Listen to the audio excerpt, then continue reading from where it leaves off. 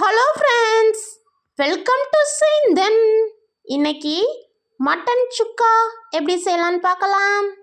First ஒரு pan வச்சுக்கோங்க. அதில் pepper, fennel seeds, curry leaves, dry chilli and தனியா இருந்தால் கூட நீங்கள் ஆட் பண்ணிக்கலாம். இதை ட்ரை ரோஸ்ட் பண்ணி பவுட்ரு பண்ணி தனியாக எடுத்து வச்சுக்கோங்க.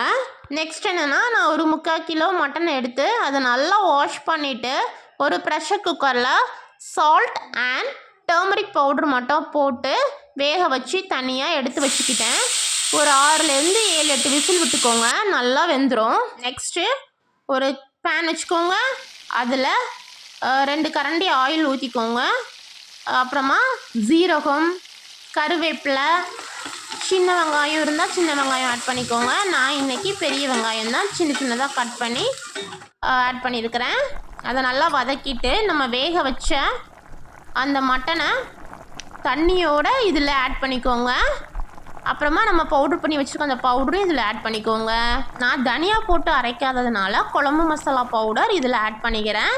நீங்கள் சப்போஸ் அதில் தனியா ஆட் பண்ணியிருந்தீங்கன்னா குழம்பு மசாலா தூள் தேவையில்லை.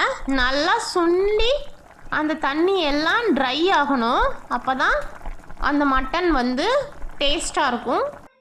இந்த மட்டன் சுக்காவை சுட சுட சாதம், ரசம் ஊற்றி சாப்பிட்டிங்கன்னா வாவ் சூப்பராக இருக்கும். சேந்தனை சப்ஸ்கிரைப் பண்ணிங்க ஃப்ரெண்ட்ஸ், லைக் பட்டனை ப்ரெஸ் பண்ணிங்க friends. Okay, tata, bye bye.